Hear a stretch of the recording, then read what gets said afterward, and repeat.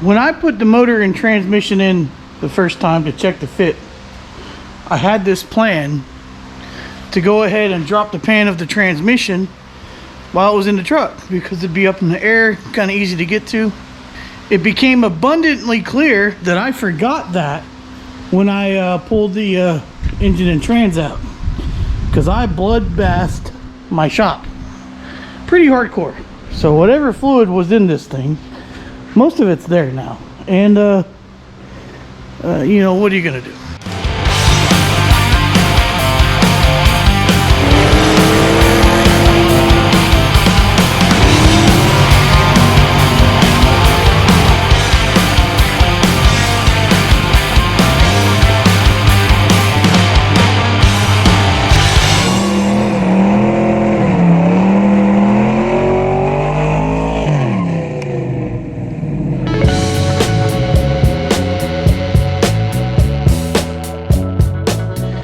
I'm in a pretty good mood today because we kind of just got news that we're done with 100-degree weather down here in southeast Texas, and we couldn't be happier of that news because it has been an absolutely brutal summer. I don't think we've had one so bad that I can remember. Apparently 2011 was bad too, but I think I was on night shift then, so I probably didn't get to experience that. But it's a nice day out, and we're going to be able to get a lot more work done, which is fantastic. Speaking of work and things to get done, look what came in for me. My Driveshaft is done. I got it from Conroe Truck and Trailer, who's a sister company for Northwest Drivetrain. I've been using these guys for years because I used to live over here, but now I live around here.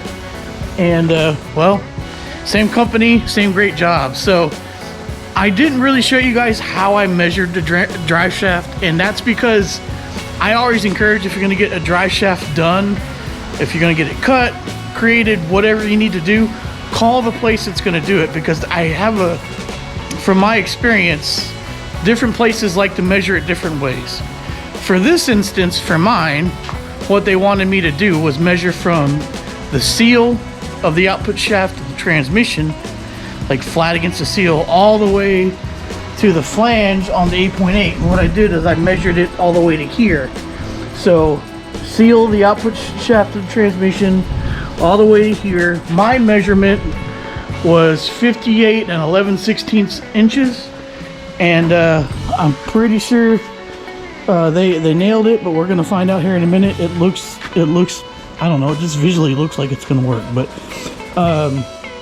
so I'm going to throw it in here in a minute and see what we're working with, and we're kind of going to go from there. So I'm pretty excited to have that done. Again, if you're going to get drive shaft work done, call the place that's going to do the work, because like I said, some people like to measure it different ways, and we're good. So all right, let me throw this thing in there and kind of get it in place and see what we're working with.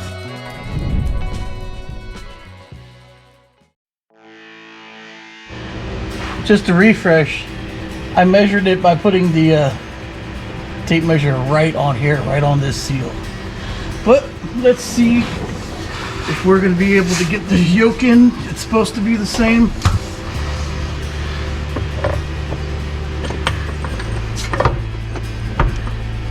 There it goes. All right. Sweet. Here goes nothing. Oh yeah. Oh yeah, that's perfect. Heck yeah. No way. That's just perfect. Beautiful. Beautiful.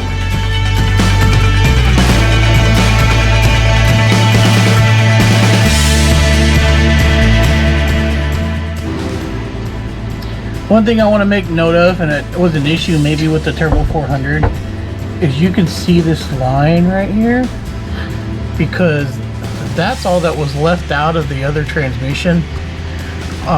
So the drive shaft was a little long in the Turbo 400 application, because it's the same yoke.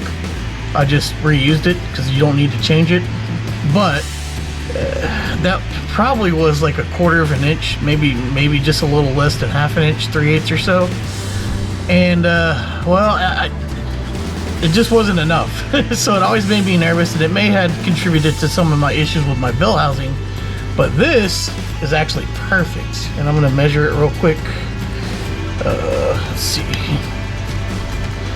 Can I measure it from there? Yeah, I think I can measure it right there. There we go. And it's all millimeters. I don't speak millimeters. There we go. Oh, perfect.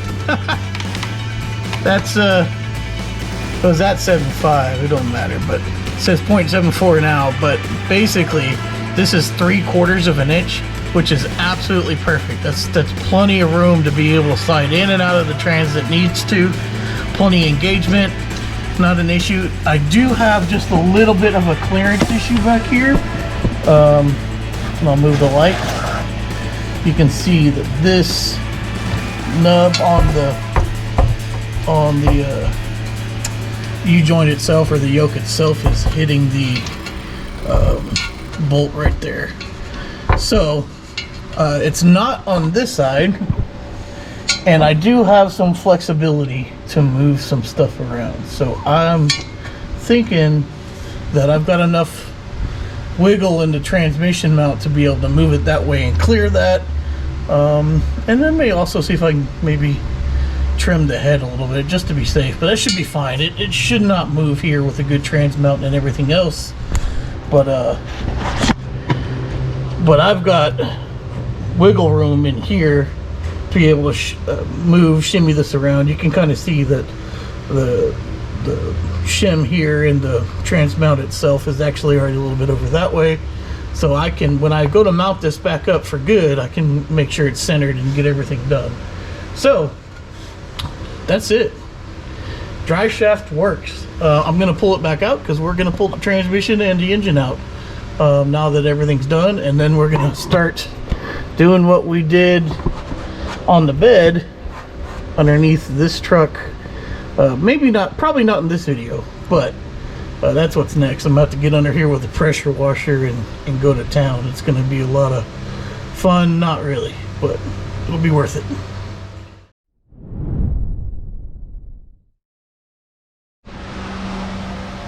All right, time for a little bit of a discussion.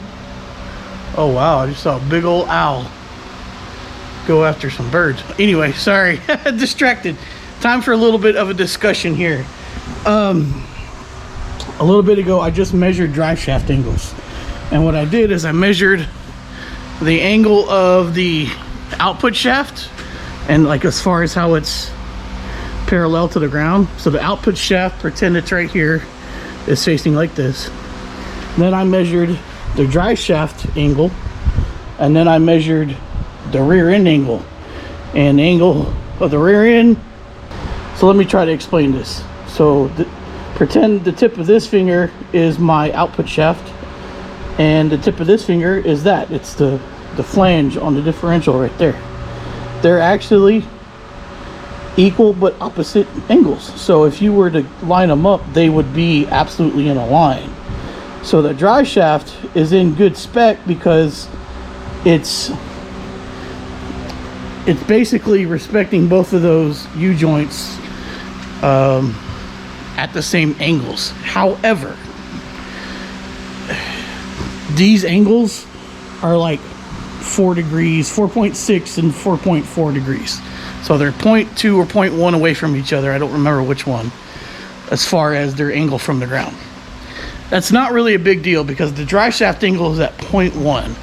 What you don't want here is you don't want two angles opposing each other. So you wouldn't want the rear end to be like this and then the transmission to be like this. That's a big no-no, right? You don't want them like that. So you want them parallel, but you actually want them offset a little bit, not in the same line, but offset, because that helps put some load on the U-joints, because these U-joints are actually meant to have a little bit of a load for them to work right and keep slop out of the drive shaft and keep the needle bearings moving appropriately. So ideal for a leaf spring vehicle is actually like 3 degrees down or up, and not over that. So I'm a little bit over that. Is that a big deal? I don't know. There's a bunch of information out there, and it's kind of all confusing, and it definitely matters if you're leaf spring versus coil spring, ride height, and so forth. So there's a couple things. We are going to run it as is, because I've talked to a couple different friends and they're on the same board with me. We have a consensus that we think it's going to be just fine. If it's not just fine, after we do some testing, we can put some shims in here to help make it just fine. What we're concerned about is when we start to drag race this truck and I put a load on it, and we're thinking, you know, we're right here on the rear end, that rear end is going to kick up and it's going to change the angle, and you're not going to be at the same angle anymore, because basically it tries to climb the ring gear.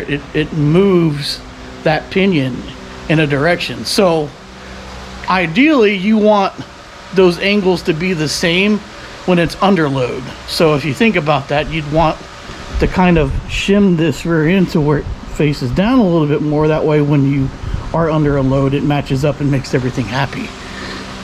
There's a lot of information here. If you're confused, don't feel bad. So am I. And I've been kind of contemplating all this stuff throughout the night, and it's not cut and dry, but there is a lot of guide to it. So I think after, like I said, speaking with some people, some friends, and you know, mostly we're in consensus that it's going to be okay. So we're going to try to run it as is, and then we're going to make adjustments later. So anyway, that's a roundabout way of telling you I think we're good. I think we're good, but I don't want to tell you guys a definitive way how to do this, because I may be wrong. So I'm just telling you what I'm doing, and we'll see if it works, and if it does, well, cool. Anyway, all right, well, that part is done. Got the transmission out. I'm gonna clean up some of this stuff, but I've got to move some cars because the engine and transmission are coming out again for so we can get this thing on the ground, get it out there, get it washed all up. So there's a lot to do that way. Let me get started on bolting things, and then we'll yank this guy out. Might be a quick video today, but it'll be very worth it.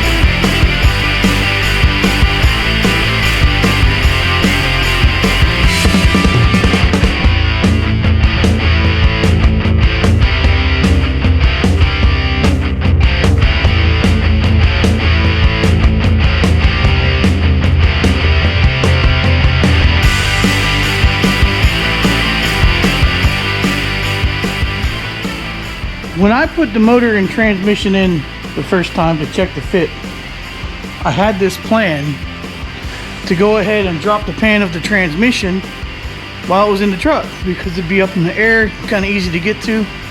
It became abundantly clear that I forgot that when I pulled the engine and trans out, because I bloodbathed my shop pretty hardcore. So whatever fluid was in this thing, most of it's there now, and you know, what are you gonna do? So I had just slept up in here and was feeling pretty good about it, and now kitty litter time it is.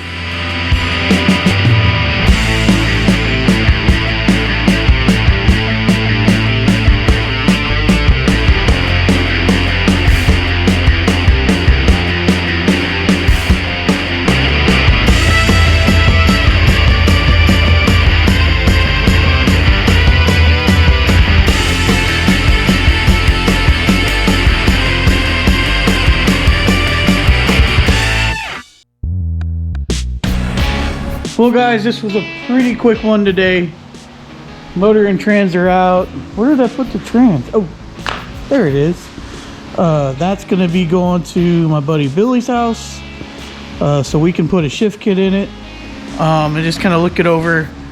The 5.3's over here, so it's kind of ready to go back in. I may clean it up before we put it all back together, just because it's a little grimy. It's not bad, but it's a little grimy.